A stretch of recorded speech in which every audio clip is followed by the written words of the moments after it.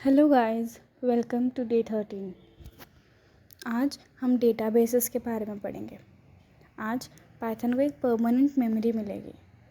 जैसे अब तक हम डेटा को स्टोर करने के लिए वेरिएबल्स का यूज़ करते थे, डेटा टाइप्स का यूज़ करते थे, फाइल्स का भी यूज़ करते थे, लेकिन वेरिएबल्स जो थे वो प्रोग्राम के अंदर रहते थे। लिस्ट और डिक्शनरी जो रहते थे वो सब, डेटा स्टोरेज जो ये सब भी रैम में ही रहते थे, ठीक है। और ये सारी चीज़ें जैसे ही हम बंद करते थे प्रोग्राम तो इरेज हो जाती थी।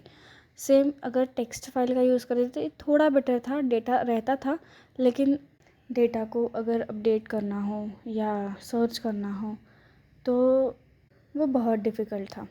और एक और बहुत बड़ी प्रॉब्लम थी, फाइल्स में जो भी डेटा स्टोर होता था वो एज ए स्ट्रिंग स्टोर होता था, है ना। इवन आप नंबर लो या कोई भी चीज़ लो, वो एज ए स्ट्रिंग स्टोर होता था। मतलब जो भी तरीके थे डेटा को सेव करने के, या तो वो टेम्परेरी थे, या वो फ्रेजाइल थे, या वो अनऑर्गेनाइज थे। अब एक सवाल है, अगर यही प्रॉब्लम हर जगह होती या अब तक होती तो इंस्टाग्राम के जो यूज़र्स होते वो तो सब गायब हो जाते। मान लो अगर फाइल डिलीट हो गई तो सब कुछ उड़ जाता, है ना। या समझो व्हाट्सएप चैट है, आप बंद करो सारे चैट्स गए, बैंक का पैसा ज़ीरो बैलेंस हो जाएगा अगर सर्वर रीस्टार्ट हो गया था, है ना। तो बस इसी प्रॉब्लम को सॉल्व करने के लिए हम परमानेंट डेटा स्टोरेज आज सीखने वाले हैं। आज पाइथन को एक रियल मेमोरी मिलेगी, परमानेंट, ऑर्गेनाइज्ड भी होगी, सर्चेबल भी होगी और पावरफुल होगी, ठीक है। तो चलो स्टार्ट करते हैं। ओके, अब चाहिए क्यों हमें डेटाबेस?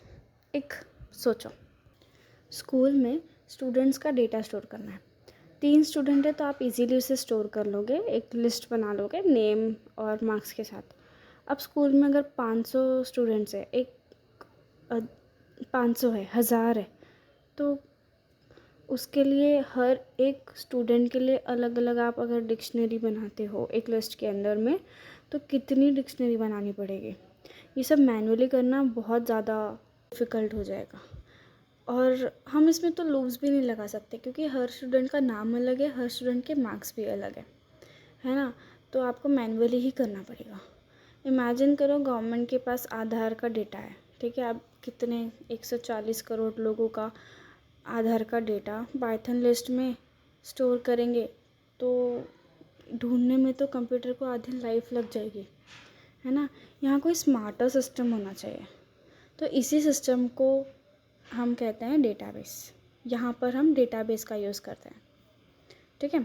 तो अब पहले फील करो कि डेटाबेस क्या होता है, फिर हम डेफिनेशन की तरफ जाएंगे।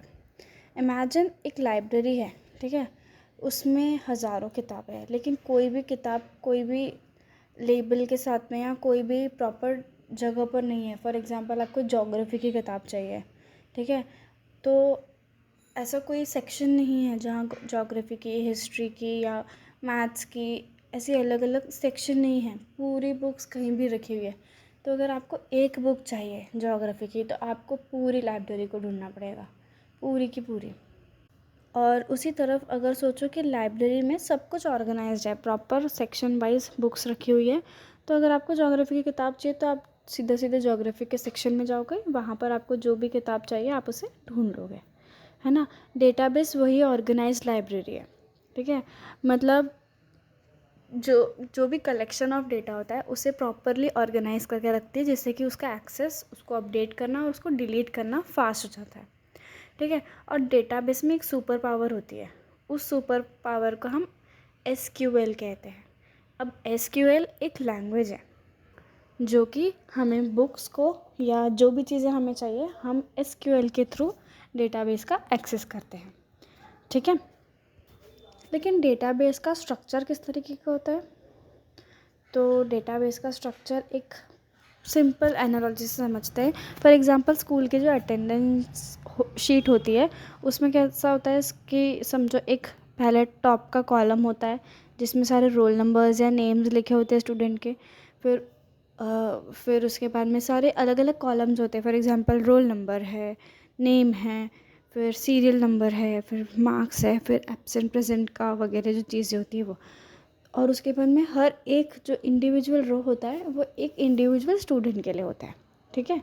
तो डेटाबेस एग्जैक्टली ऐसे ही होता है, ऐसा समझो एक एक्सेल शीट, हाँ बस वैसा ही होता है, ठीक है।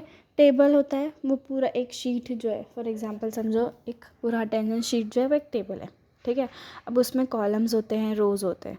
तो जो कॉलम्स है ना वो कैटेगरीज होती है कि किस किस कैटेगरी की इंफॉर्मेशन उस एक पर्टिकुलर कॉलम के अंदर होगी। और जो रोज़ होते हैं वो इंडिविजुअल रिकॉर्ड होते हैं कि मतलब एक एक पर्टिकुलर यूज़र का या स्टूडेंट का जो डेटा है वो रोज़ होता है, ठीक है। अब हम फटाफट से डेटाबेस के बेसिक्स को पढ़ लेते हैं, ठीक है। सबसे पहले डेटाबेस क्या है? Database is a collection of inter related data, मतलब जो भी डेटा एक दूसरे से रिलेटेड होती है। लाइक फॉर एग्जांपल अगर मेरे पास में एक टेबल है स्टूडेंट्स का, तो उसके अंदर में जितना भी डेटा होगा वो किसी स्टूडेंट के बारे में होगा, है ना, या उससे रिलेटेड चीज़ें होगी उस टेबल के अंदर। तो उसी का हम एक डेटाबेस बनाते हैं, ठीक है। तो उसी को हम कहते हैं it is a collection of inter related data. अब डेटाबेस को मैनेज करने का एक सिस्टम होता है जिसे हम कहते हैं DBMS, डेटाबेस मैनेजमेंट सिस्टम। ये एक सॉफ्टवेयर होता है जिसका यूज़ करके हम डेटा को क्रिएट करते हैं, मैनेज करते हैं, ऑर्गेनाइज करते हैं, ठीक है। अब SQL क्या होता है, SQL क्या होता है, ठीक है। SQL मतलब होता है स्ट्रक्चर्ड क्वेरी लैंग्वेज। इससे हम यूज़ करते हैं डेटा को स्टोर करने के लिए, मैनिपुलेट करने के लिए, रिट्रीव करने के लिए डेटाबेस से, ठीक है। अब डेटाबेस के सबसे बेसिक ऑपरेशंस जो होते हैं उसे कहते हैं हम CRUD ऑपरेशन। CRUD मतलब क्या? CRUD स्टैंड्स फॉर, जो CRUD का C है इट मीन्स क्रिएट, ठीक है। हम क्रिएट वर्ड का यूज़ करके सबसे पहले डेटाबेस बनाते हैं, ठीक है। फिर R मतलब रीड, ठीक है। तो जो डेटा डेटाबेस के अंदर प्रेजेंट है उसको रीड करने के लिए हम रीड का यूज़ करते हैं। फिर होता है अपडेट, अपडेट मतलब जो डेटा ऑलरेडी है उसको अपडेट करो, ठीक है, मॉडिफाई करो। फिर होता है डिलीट, डिलीट मतलब डेटाबेस को डिलीट करो या स्पेसिफिक डेटा को डिलीट करो या स्पेसिफिक पूरे रो को डिलीट करो या पूरे टेबल को डिलीट करो, ठीक है। तो डेटाबेस के अंदर में ज़रूरी नहीं है एक ही टेबल होगा, डेटाबेस के अंदर में मल्टीपल टेबल्स हो सकते हैं जो कि एक दूसरे से रिलेटेड होंगे, ठीक है। अब जैसे पाइथन में था उसी तरह से SQL में भी कुछ डेटा टाइप्स होते हैं। बहुत इजी है, आप उनके वर्ड से ही समझ जाएंगे कि उसका डेटा टाइप का मतलब क्या होता है, ठीक है। सबसे पहला है कैर। कैर मतलब कोई भी फिक्स लाइन के कैरेक्टर्स को स्टोर करता है, ठीक है। दूसरा होता है वेयर कैर, ठीक है। वेयर कैर में आप कितने भी अमाउंट लिख सकते हो वेयर कैर के अंदर में, एंड वो उतना बड़ा स्ट्रिंग डेटा को स्टोर कर लेगा, जितना भी आपने उसमें वैल्यू डाली है उतनी। फिर आता है इंट विच इज़ इंटीजर, ठीक है। ये एक नॉर्मल रेंज तक के लिए होता है। फिर होता है टाइनी इंट, ये इंट से कम रेंज का होता है। फिर होता है बिग इंट, बिग इंट जो होता है ये इंटीजर से ज़्यादा रेंज का होता है, ठीक है। अब आता है हमारा फ्लोट, फ्लोट में डेसिमल नंबर होता है, लेकिन जो डेसिमल है वो 23 डिजिट्स तक ही जा सकता है। उसी की तरह होता है डबल, डबल भी डेसिमल नंबर होता है लेकिन ये 53 डिजिट्स तक जा सकता है। फिर आता है बूलियन, बूलियन मतलब 0 और 1, ठीक है। फिर इसमें डेट होता है, टाइम होता है, ईयर भी होता है, ठीक है। जो ईयर होता है वो 4 डिजिट का होता है, रेंजिंग फ्रॉम 1901 टू 2155, ठीक है। टाइम होता है HHMMSS इस फॉर्मेट में, ठीक है। डेट होता है YYYYMMDD इस रेंज में, ठीक है। ये हो गए हमारे डेटा टाइप्स। अब SQL के कुछ टाइप्स होते हैं, बेसिकली दो मेन टाइप होते हैं SQL कमांड्स के। पहला होता है DDL, दूसरा होता है DML, ठीक है। तो DDL stands for data definition language, DML stands for data manipulation language, ठीक है। मतलब समझो, DDL मतलब डेटा डेफिनेशन लैंग्वेज, मतलब डेटाबेस की चीज़ों को क्रिएट करना is a data definition language. मतलब अगर हम कोई चीज़ फर्स्ट टाइम क्रिएट कर रहे हैं तो मतलब पूरा जो स्ट्रक्चर है, जब हम डेटाबेस के अंदर कोई एक स्ट्रक्चर क्रिएट करते हैं तो उसे हम उसके लिए जो कमांड्स का यूज़ करते हैं उसे हम DDL कमांड्स कहते हैं। और वहीं अगर हम डेटाबेस को मॉडिफाई कर रहे हैं या उसमें कुछ चीज़ इंसर्ट कर रहे हैं या चेंजेस कर रहे हैं उसमें, तो हम उसे डेटा मैनिपुलेशन लैंग्वेज मतलब DML कहते हैं। ठीक है, मतलब basically data definition language define करता है और मैनेज करता है स्ट्रक्चर ऑफ डेटाबेस। ठीक है, उसके कुछ कमांड्स होते हैं क्रिएट, अल्टर, ड्रॉप। ठीक है, फिर जैसे फॉर एग्जांपल क्रिएट टेबल जो होता है ये एक न्यू टेबल को क्रिएट करने में हेल्प करता है। अल्टर टेबल जो होता है वो क्या करता है, जो स्ट्रक्चर है टेबल का उसको मॉडिफाई करने में हेल्प करता है। मॉडिफाई तो ये भी कर रहा है लेकिन ये टेबल के स्ट्रक्चर को मॉडिफाई कर रहा है, ना कि डेटा को। ठीक है, फॉर एग्जांपल मैंने पहले एक टेबल बनाया था स्टूडेंट का।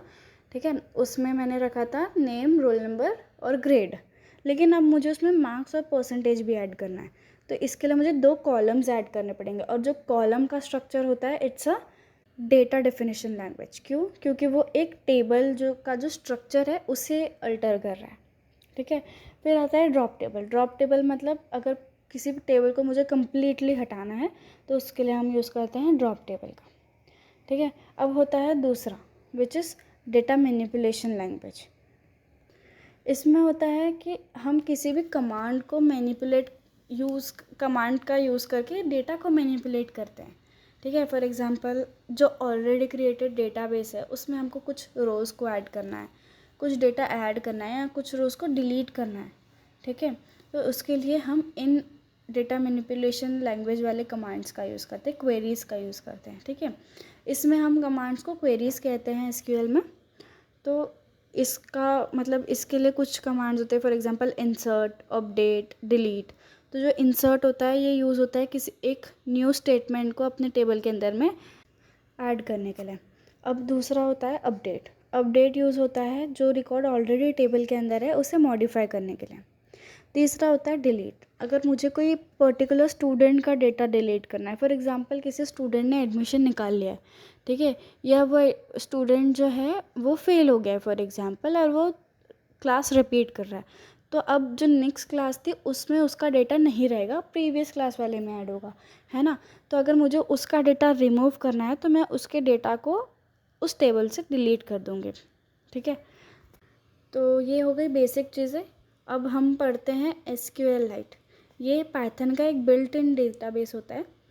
एक एनालॉजी से समझते हैं।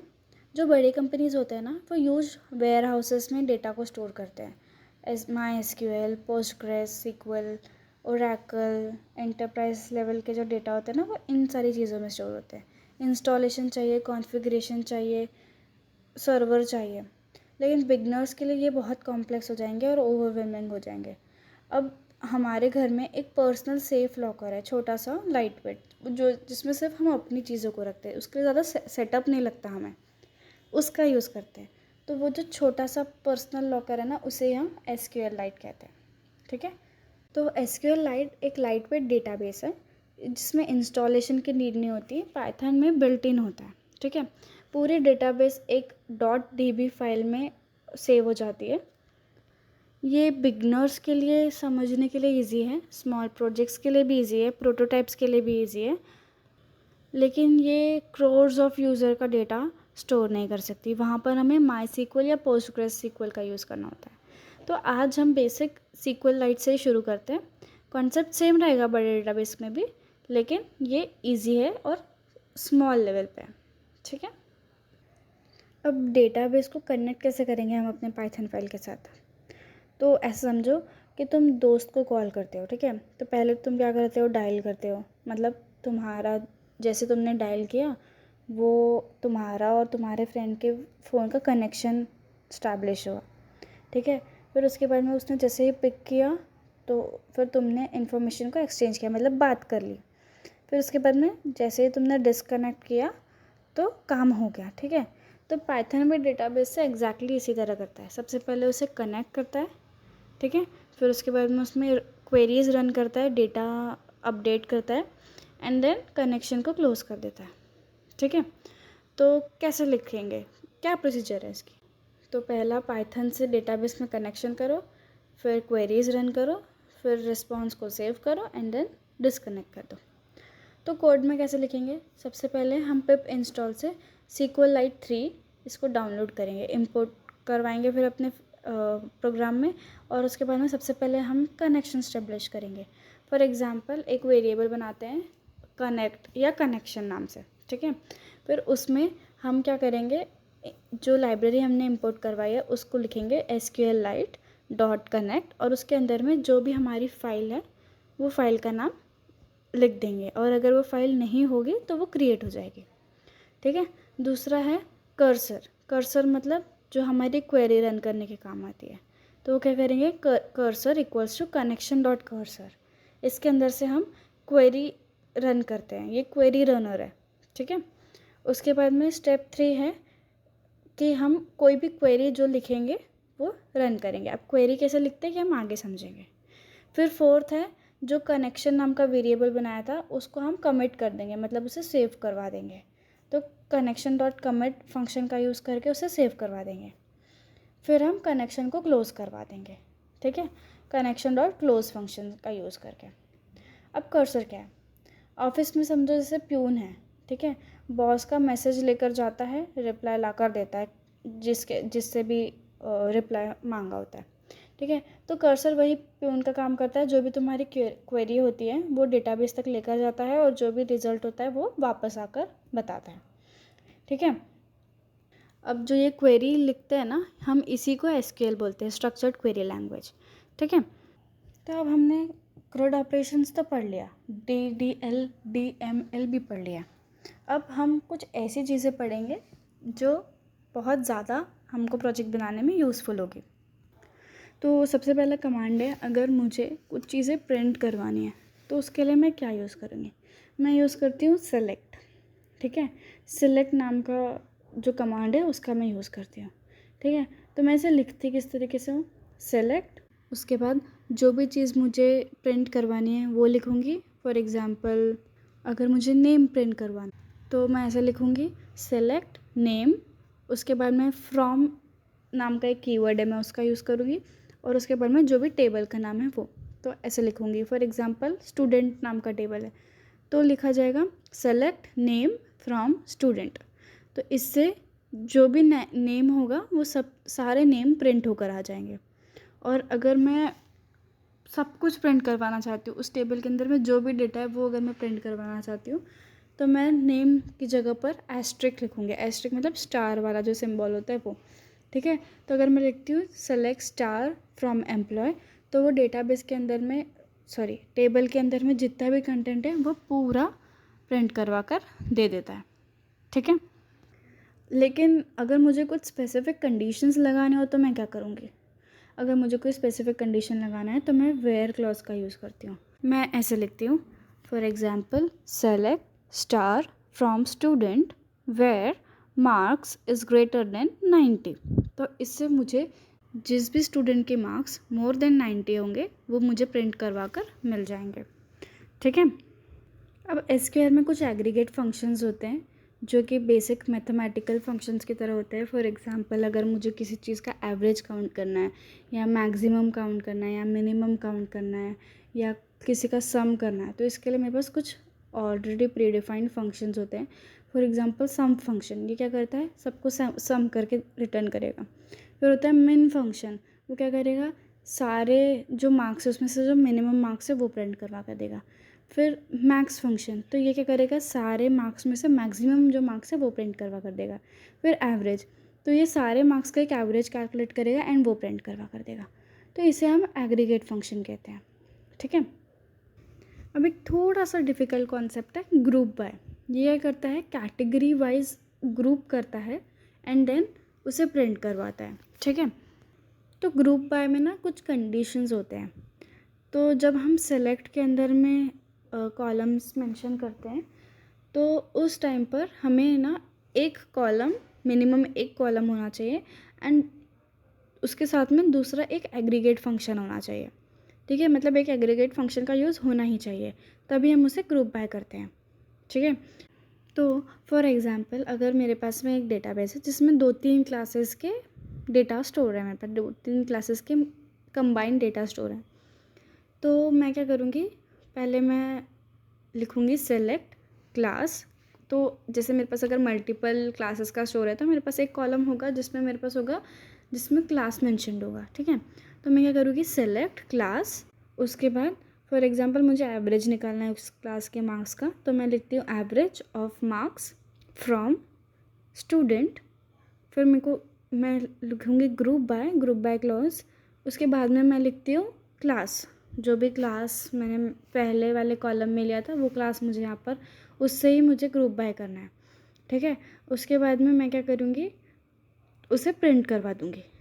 अब अगर उसमें भी मुझे कोई स्पेसिफिक कंडीशन लगानी है कि भाई इस क्लास के सिर्फ 90 के अबव वाले बच्चों का ही मुझे डेटा चाहिए, तो उस केस में मैं क्या करूँगी, ऐसा करूँगी, select class comma average of marks from student group by class having clause का यूज़ करती हूँ, having average marks greater than 90, ठीक है। तो इस तरीके से क्या होगा, मुझे उन्हीं पर्टिकुलर स्टूडेंट्स का मार्क्स मिलेगा जिनका मार्क्स ग्रेटर देन 90 है, ठीक है। तो ये कुछ बेसिक ऑपरेशंस थे जो हमें DBMS पढ़ते टाइम या SQL पढ़ते टाइम ज़रूरत पड़ेगी। तो अब हम कोड करके देखते हैं, ओके। तो अभी स्टार्ट करते हैं। हमें अपने Python coding boot camp directory के अंदर आ जाएंगे। यहाँ फोल्डर क्रिएट कर लेंगे day13, यहाँ पर फाइल क्रिएट कर लेंगे स्टार्ट, ठीक है। बेसिक हम समझेंगे।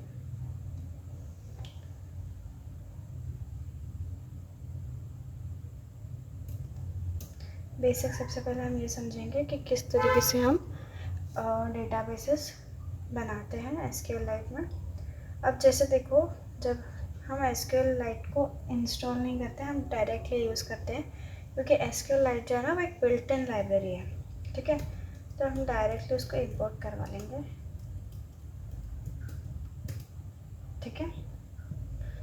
अब क्या करेंगे, सबसे पहले क्या करेंगे, पाइथन का डेटाबेस के साथ में कनेक्शन एस्टैब्लिश करेंगे। तो अभी हम एक छोटा सा प्रोजेक्ट बनाएंगे, एक मूवी सिस्टम काइंड ऑफ। इसमें हम दोनों चीज़ें समझ लेंगे, एक प्रोजेक्ट टाइप का भी बन जाएगा एंड साथ में हम लोग ये भी समझ लेंगे कि हम किस तरीके से यूज़ करते हैं इसमें, ठीक है। तो सबसे पहले मैं लिख देती हूँ कनेक्शन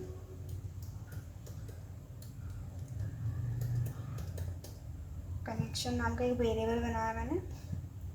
इसमें मैं लिख दूँगी पहले SQLite 3.connect, ठीक है। फिर इसके पैरेंथेसिस के अंदर में मैं लिख दूँगी फॉर एग्ज़ाम्पल डेटाबेस का नाम।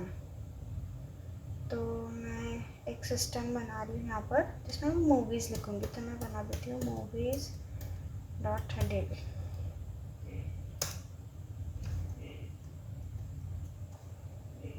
ठीक है, ओके।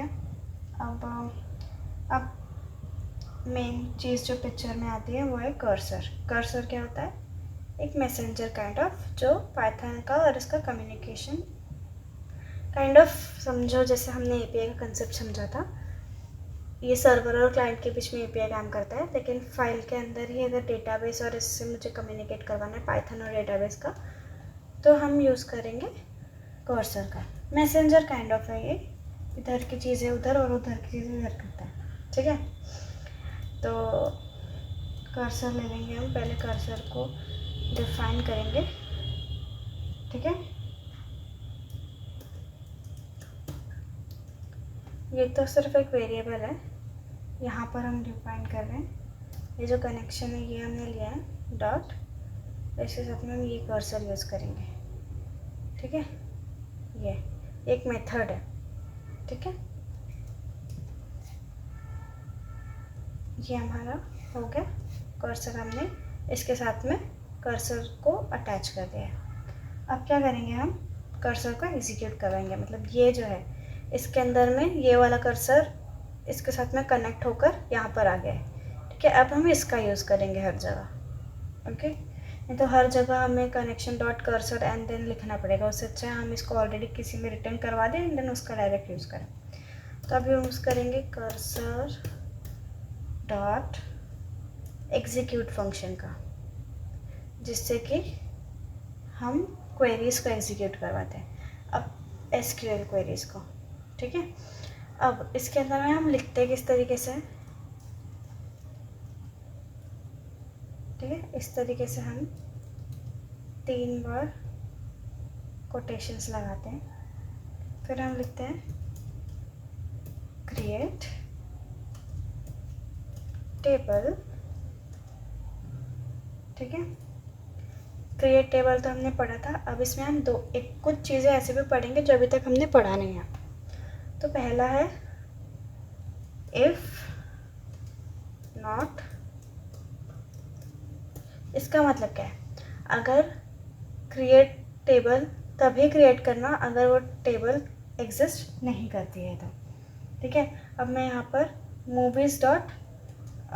मूवीज़ नाम का एक टेबल बना देती हूँ, ठीक है, ठीक है। इसको मैं मूवी कर देती हूँ ताकि कंफ्यूजन ना हो, इसको मैंने मूवीज़ कर दिया, ओके। अब इसके अंदर में हमें क्या क्या चाहिए, पैरामीटर्स हम क्या क्या पास करेंगे हम वो लिखेंगे, ठीक है। तो पहला हम एक आईडी दे देंगे मूवी का। अब इस आईडी को हम प्राइमरी की बनाएंगे। प्राइमरी की मतलब क्या होता है, हर टेबल में सिर्फ एक प्राइमरी की हो सकता है, ठीक है। और प्राइमरी की क्या करता है, सारे एलिमेंट्स को यूनिकली आइडेंटिफाई करता है, ठीक है। टेबल के अंदर में यूनिकली आइडेंटिफाई करने का काम है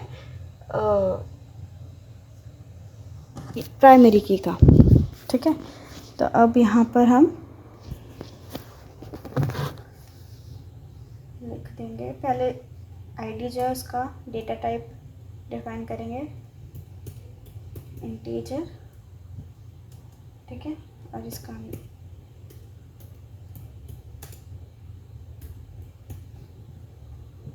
प्राइमरी की, ठीक है। और इसे हम इंक्रीमेंट करवाएंगे बाय 1, तो यहाँ पर हम लिख देंगे ऑटो, इसका मतलब होता है कि ऑटोमेटिकली इसको इंक्रीमेंट करवाते रहना, ठीक है। अब हम यहाँ पर कॉमा दे देंगे, यहाँ हम लिखेंगे मूवी का नेम, मूवी नेम, ये एक टेक्स्ट होगा, ठीक है। डिस्टिंग्विश कर सके इसलिए मैं इसको इस तरीके से लिख रही हूँ। पाइथन के तरह ये केस सेंसिटिव नहीं होता है एसक्यूएल, ठीक है।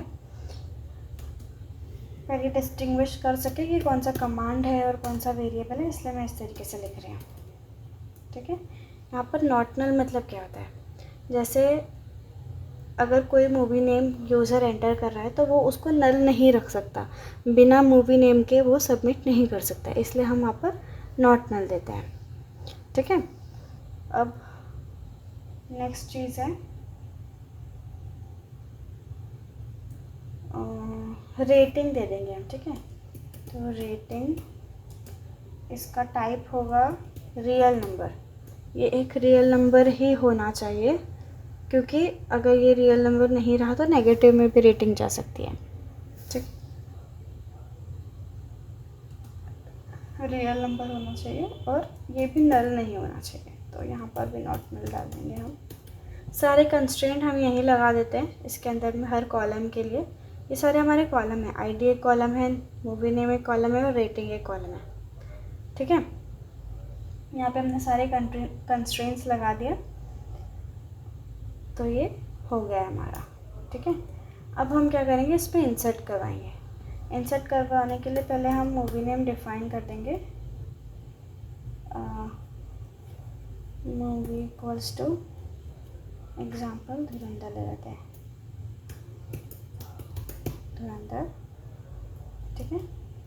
यहाँ पर हम रेटिंग ले लेते हैं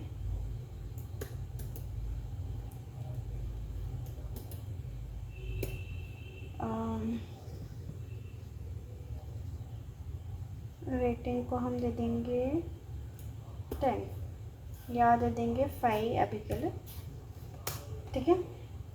उसके बाद में क्या करेंगे, इसमें इसको स्टोर करवाएंगे, जो डेटाबेस है उसमें हम स्टोर करवाएंगे, ठीक है। तो कैसे करवाएंगे स्टोर, तो हम लिख देंगे कर्सर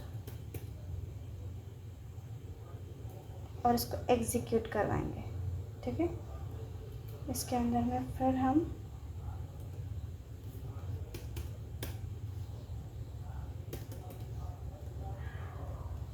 अब जैसे ये हमारा था, ये डेटा डेफिनेशन लैंग्वेज है, क्रिएट जहाँ आता है। अब यहाँ पर हम डेटा मैनिपुलेशन लिखेंगे, तो हम यहाँ लिखेंगे इंसर्ट।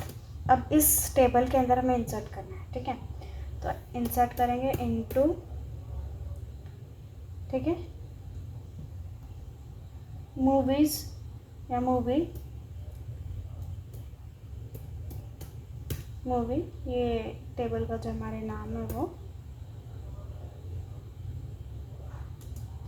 ठीक है। फिर क्या करेंगे हम, पैरेंथेसिस लगा देंगे। यहाँ हम दे देंगे पहले मूवी नेम कॉमा रेटिंग, ठीक है। अब क्या करेंगे, यहाँ लिखेंगे वैल्यूज और यहाँ पर हम क्वेश्चन मार्क डाल देंगे, ठीक है, सेपरेटेड बाय कॉमा, मतलब movie name question mark, rating question mark. अब क्या करेंगे, ये जो 3 कॉलम्स है ना, इसके बाहर हम एक पैरेंथेसिस लगाएंगे और इसके अंदर हम ये वाली मूवी ले लेंगे, ठीक है। ये इधर आ गई, कॉमा रेटिंग, ये जो 2 वेरिएबल थे ये हमने यहाँ पर ले लिए। हमने इसको इसके बाहर इसलिए लिखा है क्योंकि ये पाइथन के वेरिएबल्स है, ठीक है। तो ये अगर इसके अंदर जाएगा तो ये जो वैल्यूज़ है ये ऑटोमेटिकली यहाँ से इसे रिसीव कर लेगा, क्वेश्चन मार्क, ठीक है। अब ये हो गया हमारा। अब हम क्या करेंगे, कमिट करवा देंगे, ठीक है। जो ये कनेक्शन था इसको हमने कमिट करवा दिया। अब इसे हम प्रिंट करवा देते हैं, ठीक है। प्रिंट कैसे करवाएंगे, सबसे पहले हम लिखेंगे कर्सर डॉट एग्जीक्यूट, इसके अंदर में हम वापस वही करेंगे पर अभी सेलेक्ट करेंगे, सेलेक्ट स्टार फ्रॉम मूवी, ठीक है।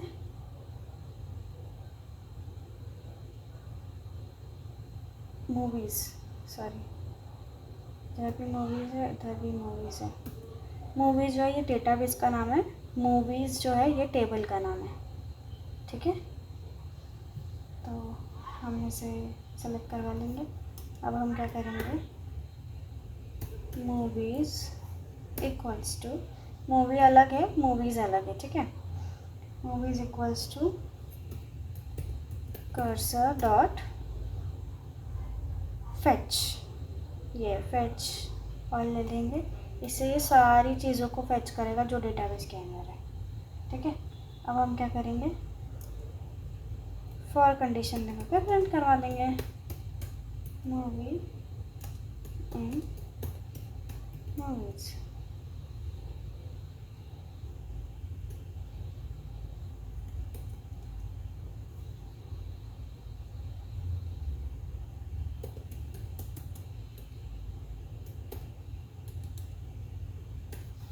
ठीक है।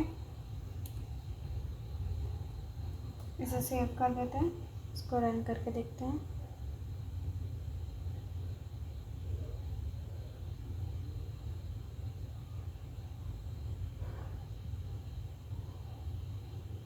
ओके, यहाँ पर एक्सिस्ट एसएन का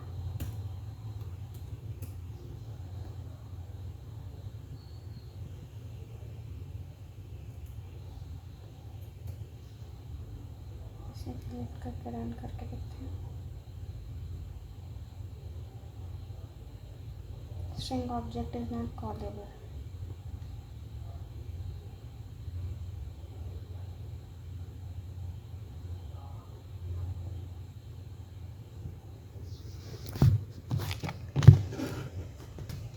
यहाँ कुछ तो मिस्टेक करी है हमने। ओके, यहाँ हमने कॉमा नहीं लगाया है। Save this again. हाँ, तो ये हमारा प्रिंट हो रहा है। वापस से रन करके देखते हैं। ये हमारा प्रिंट हो रहा है। ठीक है, मैंने इसे 2 बार रन किया, इसलिए इसने 2 बार सेव किया। अगर मैं तीसरी बार रन करती हूँ तो 3 बार आ जाएगा।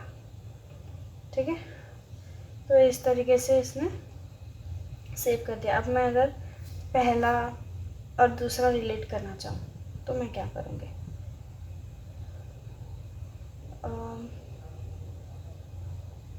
यहाँ पर मैं चेंजेस करती हूँ। ठीक है, यहाँ पर मैं लिखती हूँ कर्सर डॉट एग्जीक्यूट। इसमें मैं लिखती हूँ अपडेट अगर मैं करना चाहूँ तो। ठीक है, अपडेट करने के लिए मैं पहले लिखूँगी अपडेट मूवीज़। उसके बाद में मैं रेटिंग अगर इसकी 10 करना चाहूँ तो इसके बाद में मैं क्या करूँगी? सेट लूँगी, सेट रेटिंग्स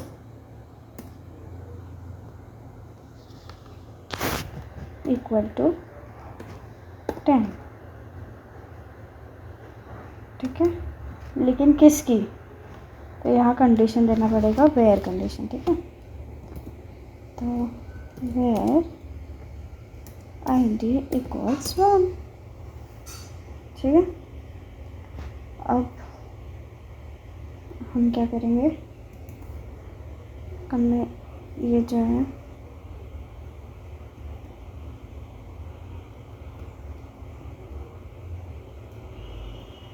ठीक है,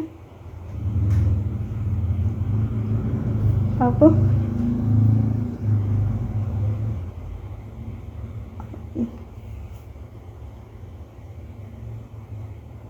ये हमारा हो गया है। इसे हम ये हमारा देखो डेटाबेस नाम का एक चीज़ क्रिएट हो गया यहाँ पर। लेकिन obviously this is a text editor, so ये खुलता नहीं है। ओके, पर यहाँ पर एक डेटाबेस हमारा क्रिएट हो गया है मूवी नाम से। ठीक है, जो हमने यहाँ पर क्रिएट किया था। ठीक है, इसे हम सेव करेंगे और रन करेंगे। डिलीट कर देते हैं इसे।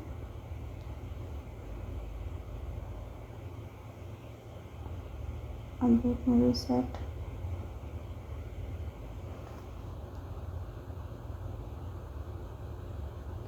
Rating, okay, it was rating not ratings.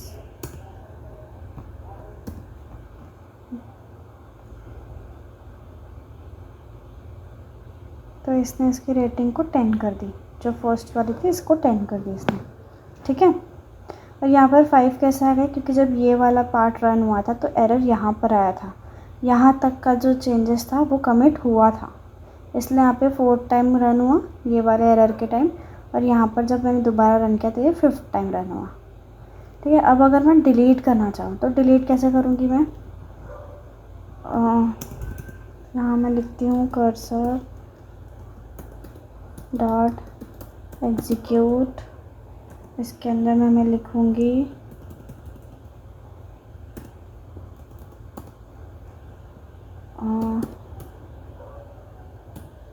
Delete from movies where ID equals to 2। ठीक है, और यहाँ पर कमेंट कर देंगे। ठीक है, इसे सेव करती हूँ, रन करती हूँ।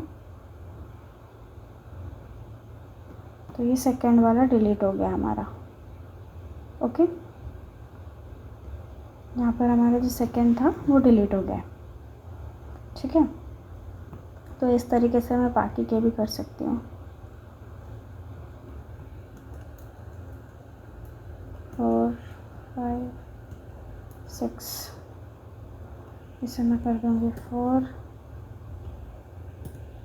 5 6 से हटा देती हूँ।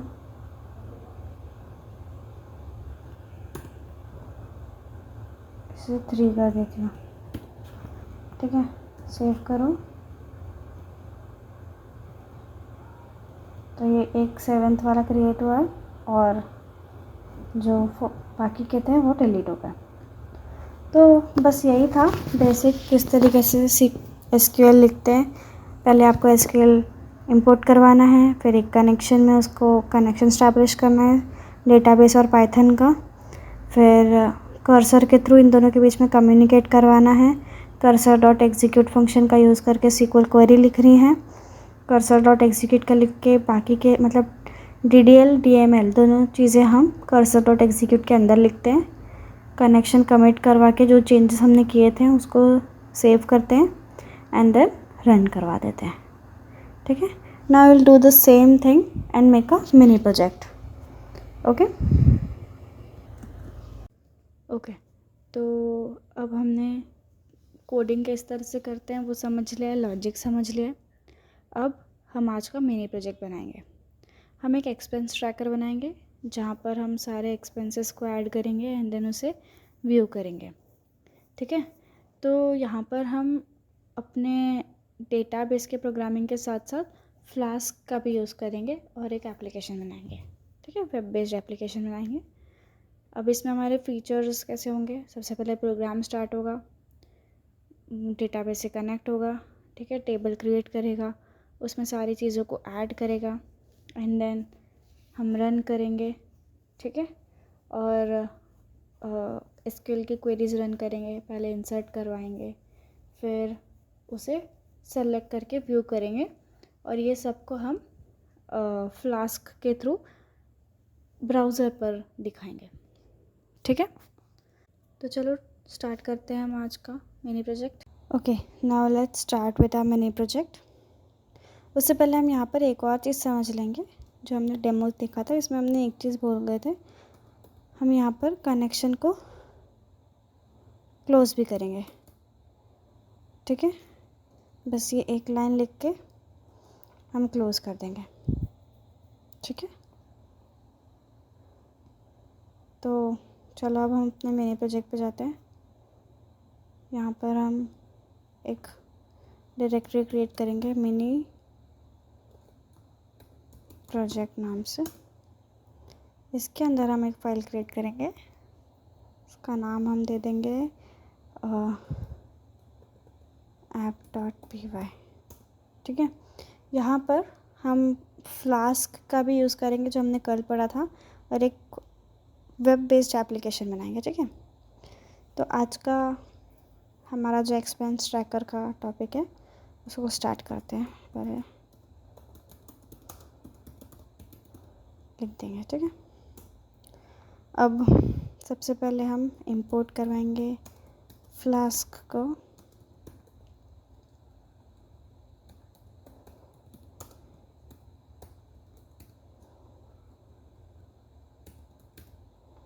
ठीक है, यहाँ पर हम टेम्पलेट्स नाम का एक और फोल्डर बनाएंगे।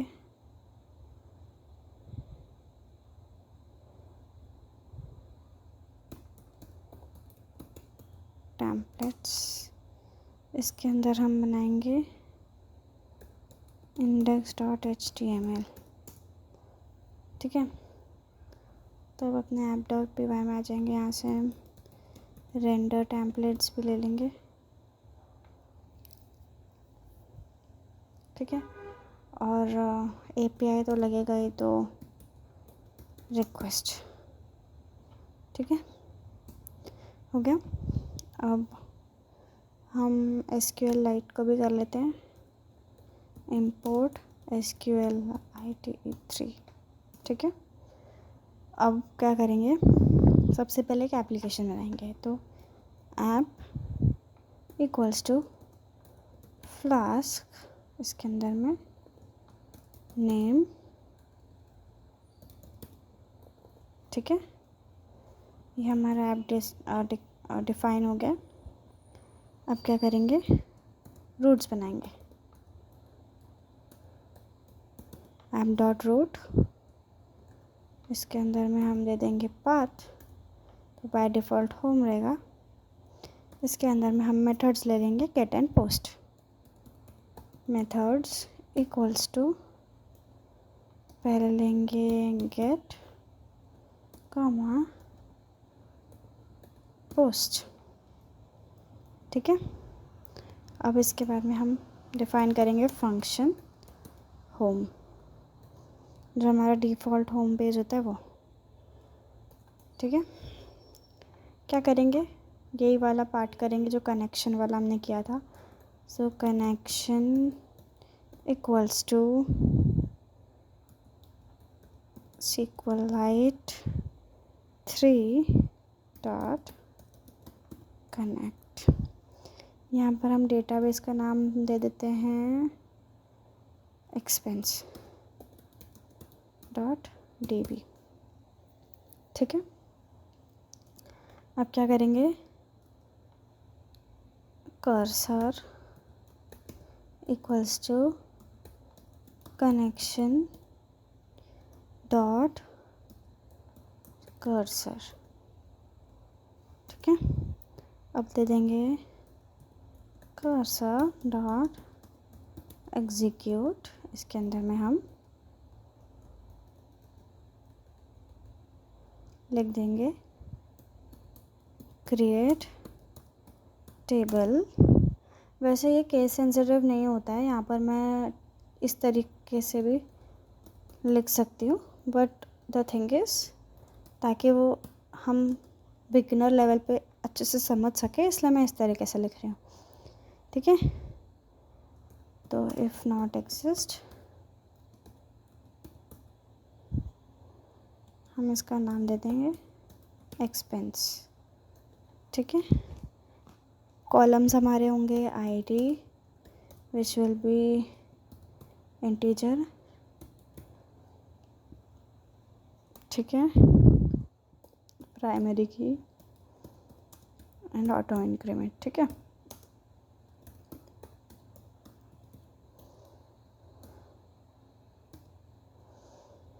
ठीक है, अब हम दे देंगे किस टाइप का हमारा एक्सपेंस है, तो टाइप या कैटेगरी, ठीक है।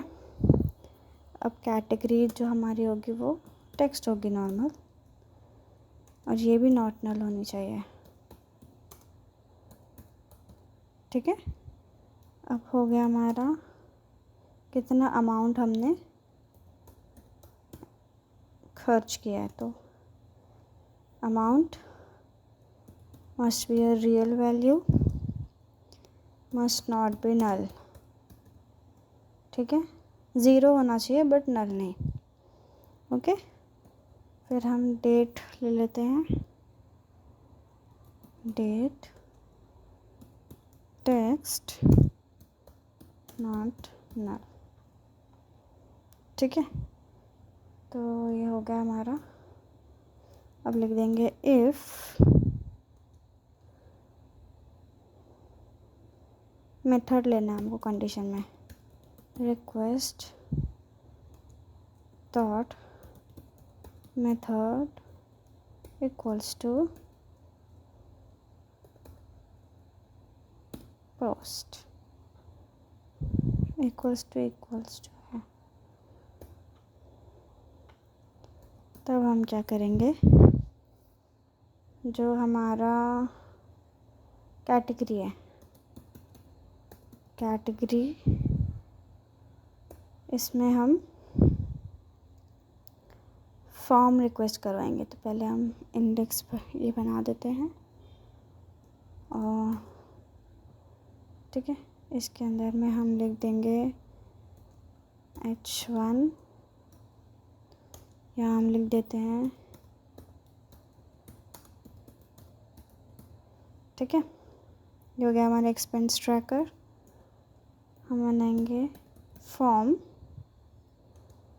Method equals to post. इसको क्लोज कर देते हैं। अब यहाँ हम पहले लेबल ले लेंगे। Label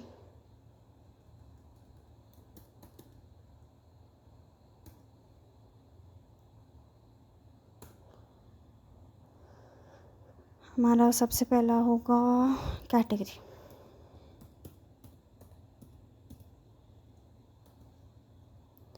input type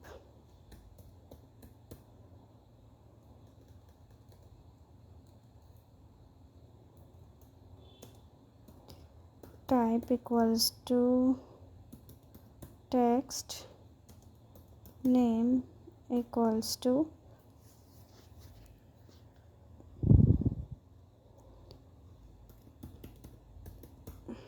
category. ठीक है, फिर सेम चीज़ कॉपी होगी।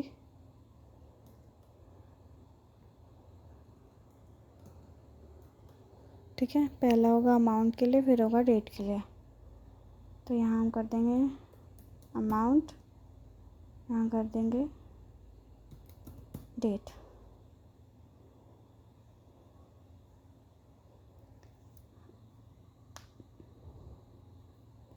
इसको हम कर देंगे अमाउंट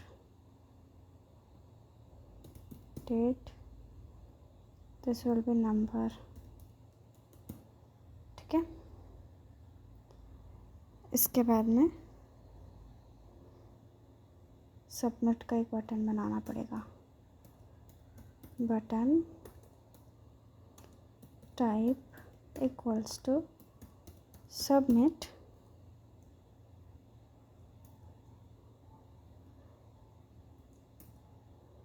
यहाँ पर हम लिख देंगे ऐड एक्सपेंस।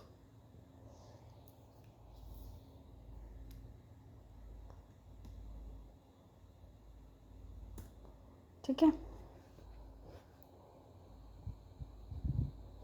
ये हमारा फॉर्म यहाँ पर क्लोज हो जाएगा। अब वापस हम ऐप पे जाते हैं। यहाँ पर हम अगर मेथड हमारा पोस्ट है तो हम कैटेगरी में फॉर्म से जो हमने लिया था वो यहाँ पर ले लेंगे। तो रिक्वेस्ट डॉट फॉर्म, इसके अंदर में हमारा पैरामीटर होगा कैटेगरी। ठीक है, this will be repeated 2 more times। amount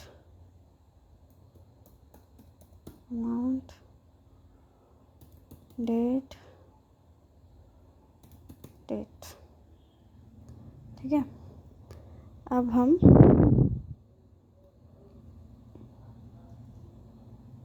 ये हो गया हमारा। अब हम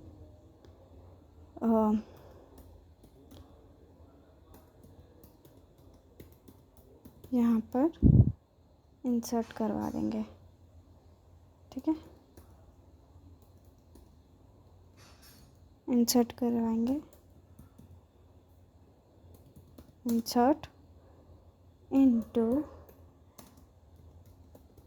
एक्सपेंस, ये वाला एक्सपेंस। ठीक है, इसको हम एक्सपेंसेस कर देते हैं ताकि कन्फ्यूजन हो। यहाँ पर एक्सपेंस, इसके अंदर हम पहला दे देंगे कैटेगरी कामा अमाउंट कामा डेट। ठीक है, यहाँ पर होंगे वैल्यूज़। यहाँ पर हम देंगे क्वेश्चन मार्क कामा क्वेश्चन मार्क कामा क्वेश्चन मार्क। जहाँ हम ऑटो इंक्रीमेंट या प्राइमरी की होता है ना, वहाँ पर हम उसको हम इंसर्ट नहीं करवाते क्योंकि ये ऑटोमेटिकली इंसर्ट होता है। ठीक है, तो अब इसके बाहर हम कॉमा लगाकर लिख देंगे कैटेगरी अमाउंट और डेट।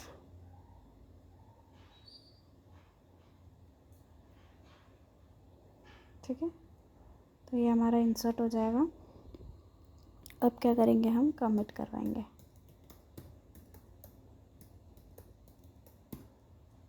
ठीक है, हो गया। अब हम इसे प्रिंट करवाएंगे। यहाँ पर हम लेंगे कर्सर डॉट एग्जीक्यूट, यहाँ हम ले लेंगे सेलेक्ट स्टार फ्रॉम एक्सपेंस। यहाँ हम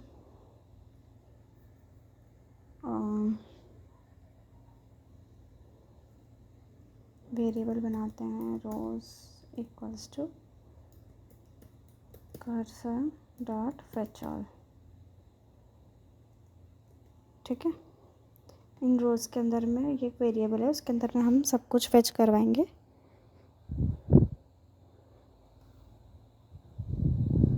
अब कनेक्शन क्लोज कर देंगे। ठीक है, अब जो हमारा मेन चीज़ है वो है रिटर्न रेंडर टेम्पलेट्स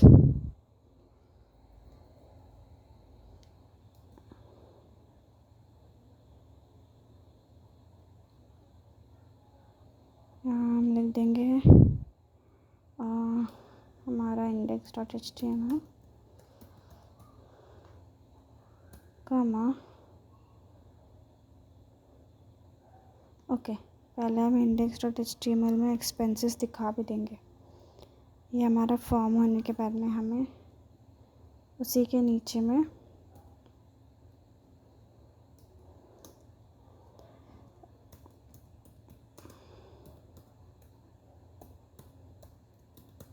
इसके लिए आप दूसरा पेज भी बना सकते हो, बट मैं अभी के लिए सिर्फ एक ही इसके अंदर बना रही हूँ। अनऑर्डर्ड लिस्ट, यहाँ पर हम सबसे पहले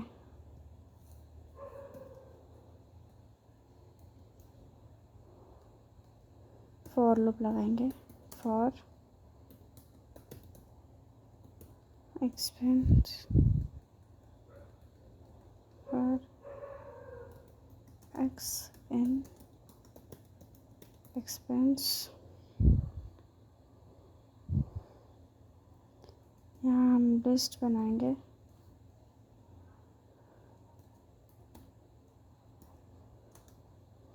पहला हमारा होगा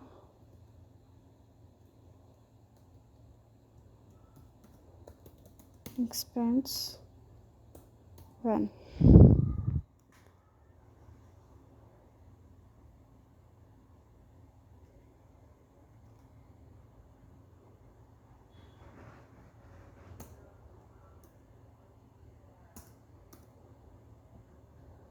ठीक है, इसको 2 कर देते हैं, इसको 3।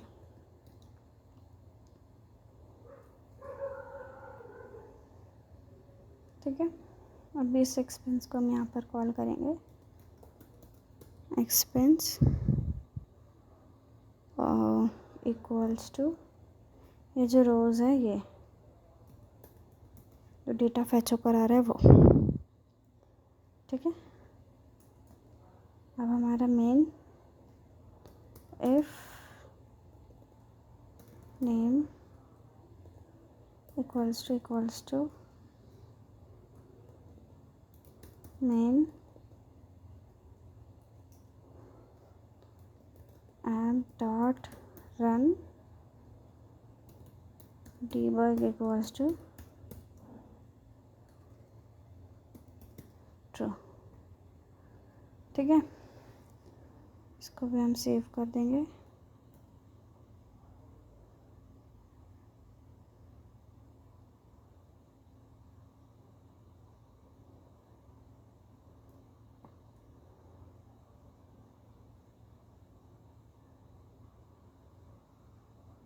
ओके, हमने यहाँ पर वेयरएज इसके अंदर में हमने एंड इफ नहीं लगवाया है।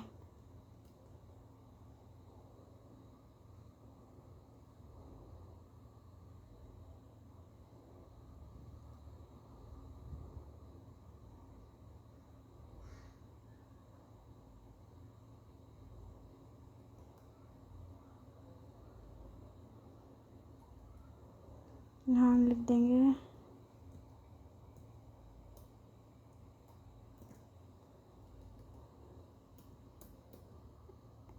एंड फॉर, यहाँ पर इसको सेव कर देंगे,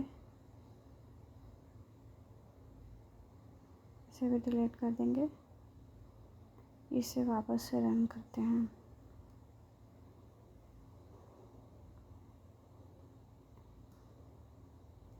तो ये आ गया हमारा। सबसे पहले स्टडी कैटेगरी में डाल देते हैं, अमाउंट डाल देते हैं 500, डेट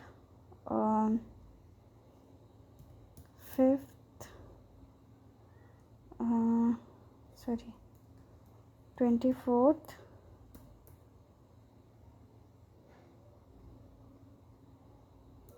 मई, ठीक है।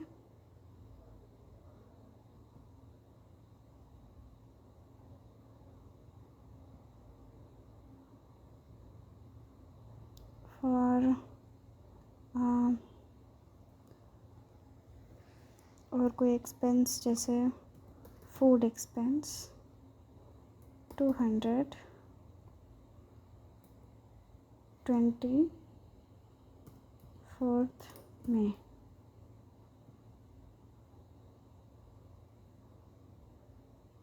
ठीक है। ये हमारा 2 बार हो गया है, हमसे 2 बार क्लिक हो गया है। मैं भी स्टडी कर देंगे इसको 500, इसका 24th मई।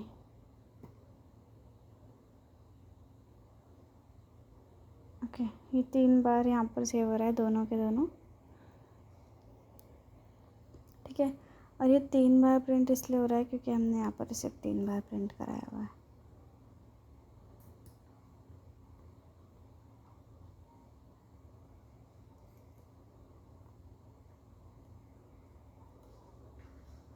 बट अगर मैं इस तरीके से करती हूँ,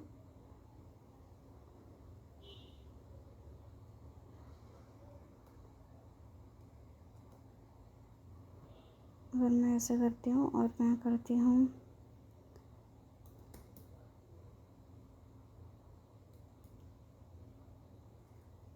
फॉर एग्ज़ाम्पल मैं डाल देती हूँ